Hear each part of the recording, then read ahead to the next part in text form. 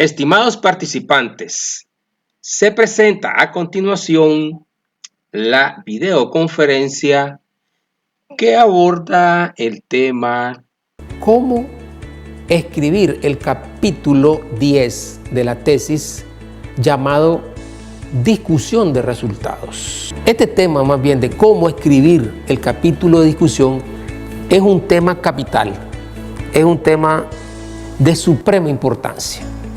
Porque, por muchas razones. Primero, nosotros no tenemos una tradición de escribir discusión de resultados. Mucha gente confunde este capítulo con hacer un copy-paste de párrafos completos en los resultados y lo pasan a discusión. Casi siempre ustedes miran una tesis, aún de maestría y aún de doctorado, y miren el capítulo de discusión. Está desestructurado. No tiene un contenido organizado con una estructura acorde con sus resultados. Para nada, no tiene eso. Lo cual es una deficiencia muy grave.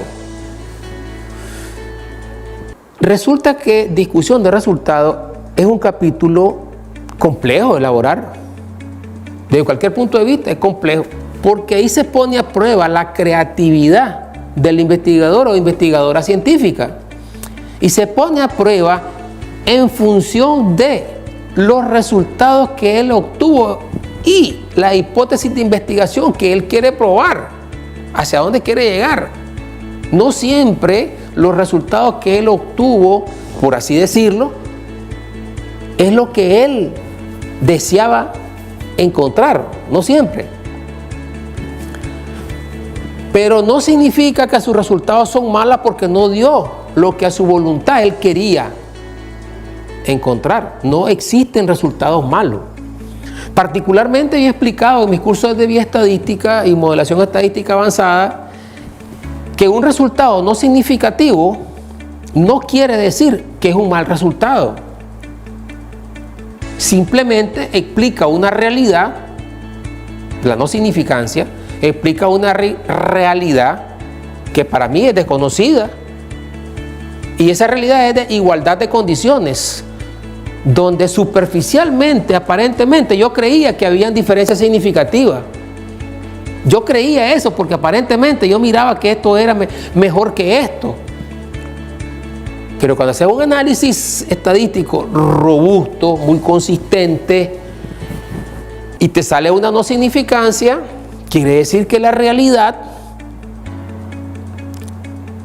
se refiere a un patrón de comportamiento de condiciones iguales, lo cual no quiere decir que esa realidad es mala, sino que esa es la realidad que yo no conocía en profundidad.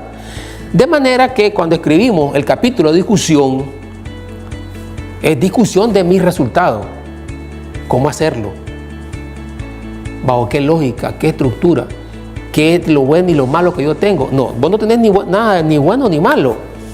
Tus resultados son buenos porque reflejan una realidad. Lo que hay es que tener mucha creatividad para explicar bien esa realidad y cómo se dio. Y en particular, lo tienes que hacer desde la base de tus resultados. Por eso es que el capítulo se llama discusión de resultados. En pocas palabras, ¿cuál es el formato, técnica y contenido para escribir el capítulo 10? Discusión de resultados en la tesis de maestría y doctorado. El formato es de prosa. ¿Qué quiere decir? Son párrafos que se escriben. La técnica y contenido de discusión de resultados es muy importante. Primero que debe tener una estructura básica. ¿A qué se refiere la discusión de resultados? ¿Qué es lo que discute? ¿Lo bueno o lo malo? Recuerden, no hay mal resultado. Entonces, ¿qué es lo que discute? Para eso es importante que usted tenga una organización lógica del contenido de la discusión de resultados. Y en base a esa estructura lógica del contenido de la discusión de resultados, usted va desarrollando poco a poco las prosas, qué es lo que va escribiendo. Y entonces le puede salir un capítulo de discusión muy rico, muy profundo, y va a encontrar mucha riqueza que usted en los resultados no lo había visto. Recuerde que los resultados no es para comentar y discutir los resultados. En una tesis, los resultados es para plantear y expresar, resumir y presentar lo que ocurrió. Ese resultado. En una tesis, discusión de resultados es el comentario obligado, el debate obligado, el análisis en profundidad de qué fue lo que ocurrió y por qué ocurrió eso. Y si hay alguna limitante de lo que ocurrió, explicar eso. Pero no hay resultados malos. Todos los resultados explican la realidad. Y desde esa perspectiva son buenos resultados porque me están llevando a conocer en profundidad qué es lo que existe, qué es lo que está pasando. De manera que este capítulo nos pone a prueba como personas, como académicos, nos pone a prueba nuestra creatividad para llegar a discernir qué fue lo que pasó en los resultados obtenidos. Recuerden que el capítulo de resultados es para expresar los hechos y se discuten después en el capítulo 10, discusión de resultados. Recuerden eso. En una tesis, en el artículo científico no, se hace junto, pero es por limitación de espacio, es por asunto de espacio. Entonces, un mandato en la revista científica que el artículo científico, eso va en un formato compacto, va junto, compacto. Y ahí es más difícil todavía. Armando Samper, en su libro original de estructura lógica, el artículo científico, desde los años 60, decía, el doctor Armando Samper, que el capítulo de discusión es el más difícil de escribir, porque donde se pone de manifiesto, dice, no solo la creatividad, sino la madurez del investigador en discernir qué ocurrió y por qué, y explicar qué ocurrió y por qué. Eso dice el doctor Armando Samper. Así que es muy importante, creatividad y madurez para hacer el capítulo discusión de resultados. Pero volvamos al tema. El tema es formato, técnica y contenido. ¿Cómo escribir discusión de resultados? Bueno, se escribe, formato es en prosa, párrafo, no hay problema. Pero ¿qué contenido debe tener y qué técnica debe tener? Bien, el contenido es debate. Es debate de hechos y hallazgos relevantes que miren los resultados. Es profundizar qué fue lo que pasó y por qué pasó eso. Y la técnica para poder escribir eso, la técnica tiene que ver con la organización del capítulo de discusión. ¿Cómo se organiza el capítulo?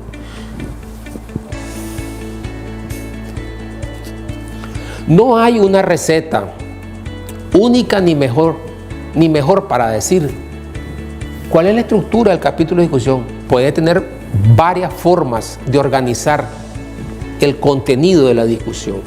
Por lo tanto, aquí les presento una posible estructura del capítulo de discusión basada en las recomendaciones profesionales de la doctora Bárbara Gastel.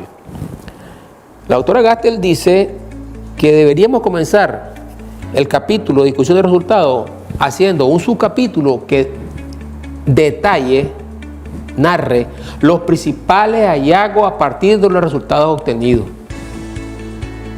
Es el primer subcapítulo de discusión de resultados. Todo lo bueno que obtuviste, todos los hallazgos relevantes, y todos son buenos. Recuerden, hasta las NS son buenas. Las no significancias son buenas porque explican la realidad. El segundo subcapítulo de discusión de resultados se llama limitaciones del estudio. En este capítulo, el investigador o investigadora científica debe decir con toda honestidad y con toda transparencia qué limitaciones técnicas y profesionales enfrentó en la fase de campo para obtener determinados resultados. Eso no quiere decir que el trabajo fue malo, ni que el resultado es deficiente, sino que es explicar las condiciones adversas que pudieron haber ocurrido en una investigación y que pudieron explicar por qué los valores son más bajos o los valores son más altos, o por qué la gente opina de una manera sesgada, que no está de acuerdo con tal cosa. ¿Pero por qué todo el mundo opina eso? No hay diversidad de pensamiento, cuando debería de haberlo. ¿Pero por qué la gente opina todo igual? ¿O por qué los datos todos son bajos o todos son altos? ¿Pero por qué? ¿Qué pasó? Deben haber algunas explicaciones que tienen que ver con las condiciones en que se dio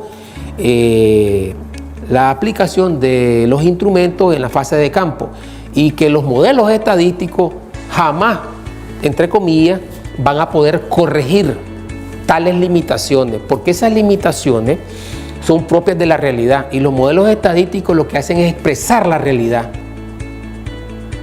Los modelos estadísticos nunca se diseñaron para corregir determinadas limitaciones en la realidad, sino para explicar qué ocurrió en un suceso aleatorio mediante las probabilidades. Eso es lo que hacen los modelos estadísticos.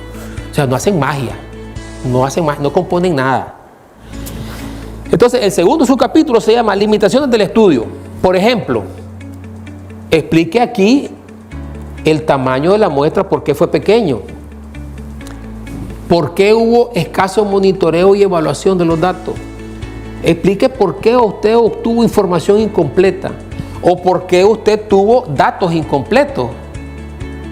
Explique las posibles fuentes de sesgo que usted tiene.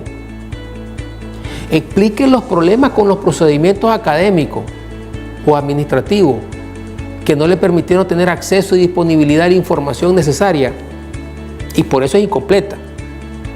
Explique toda esa serie de limitantes en el estudio, hágalo de una manera honesta y transparente. Y es mejor que usted lo haga y lo explique antes que los revisores de su tesis se lo encuentren y le digan: eso está malo, ¿por qué no lo corrigió? No lo corrigió porque no pudo, sí, pero tampoco lo explicó. No tuvo la ética profesional para decir: aquí había una limitante que no se pudo superar y eso explica por qué los datos son deficientes en tal cosa.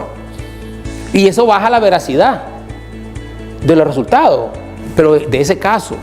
Entonces, es importante el segundo acápite de la discusión, limitantes del estudio. Diga qué pasó, diga qué limitantes tuvo su estudio. Tercer acápite de la discusión de resultados, la relación de los resultados con las conclusiones de otras investigaciones. Tercer acápite de la discusión de resultados, la relación de los resultados, de sus resultados, con las conclusiones de otras investigaciones. Normalmente este acápite es el que se recomienda en muchos libros de metodología de investigación, que esto es discusión de resultados. ¿De acuerdo? Este es el elemento central de la discusión de resultados. Lo que, en palabras del doctor Julio Piura López, en su libro del 2006 de Metodología de Investigación Científica, él señala que esto es hacer un contraste de empiría con teoría. Es decir, contrastar lo que se conoce de un fenómeno ya investigado, contrastarlo con los hechos relevantes que usted obtuvo en sus resultados.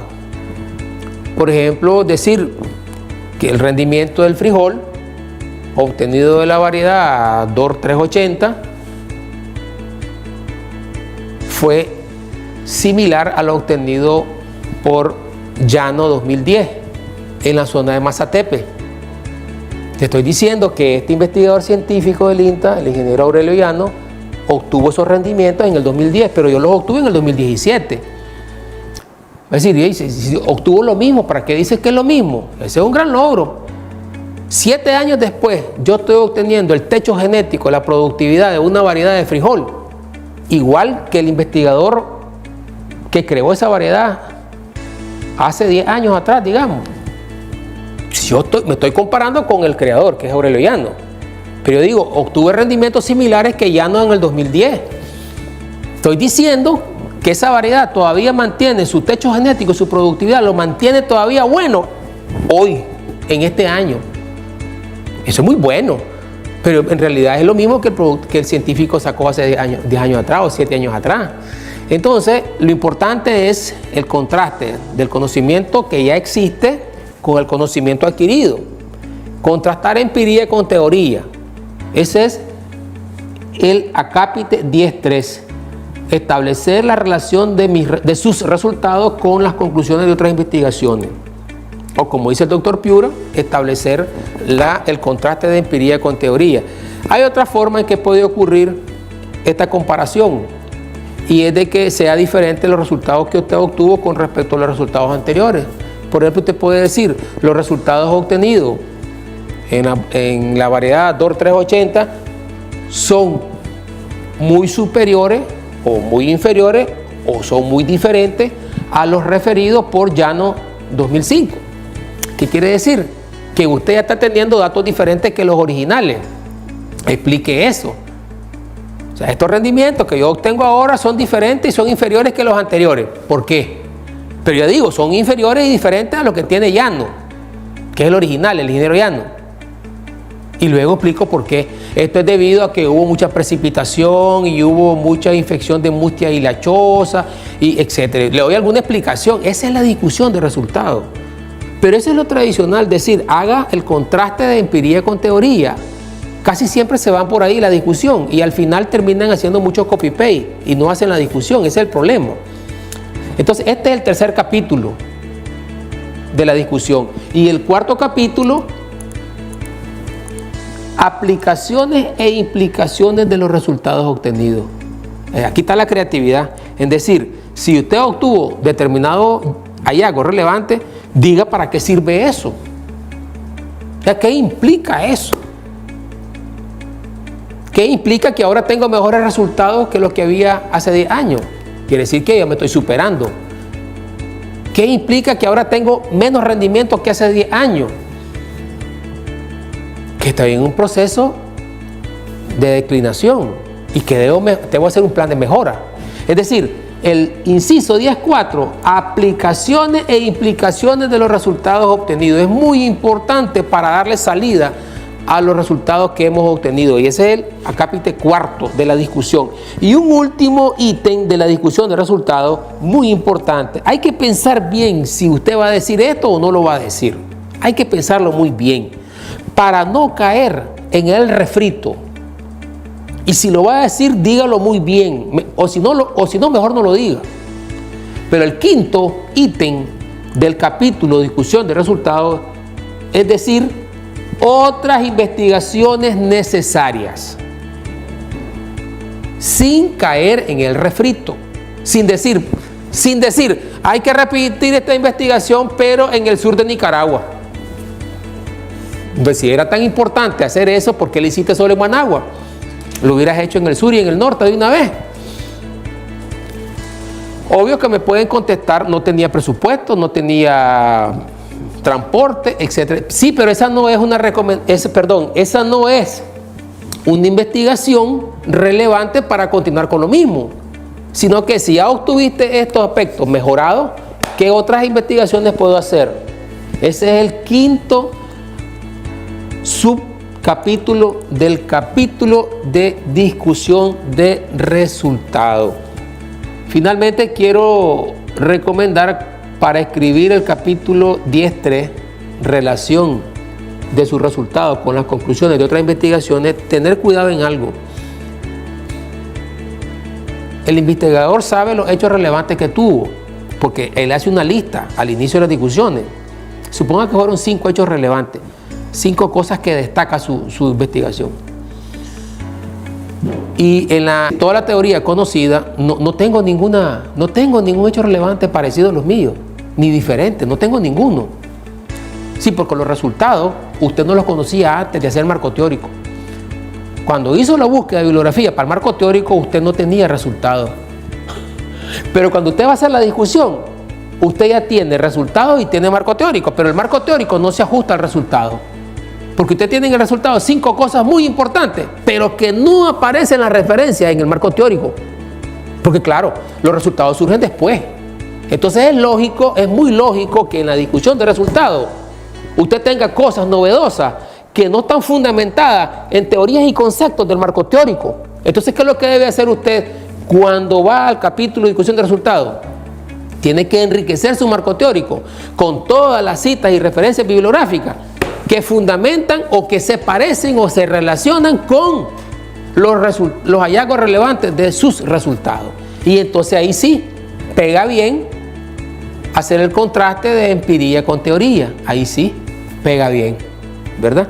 Entonces, para terminar el capítulo 10.3 de relación de sus resultados con las conclusiones, hay que ir a enriquecer el marco teórico. Hay que hacer una mejor búsqueda de bibliografía en sistemas de bases de datos de bibliografía científica, privada o pública, el INARE, el EBSCO, el Springer y muchas que existen. Hay que ir a buscar las fuentes especializadas para poder hacer ese subcapítulo de empiría versus teoría.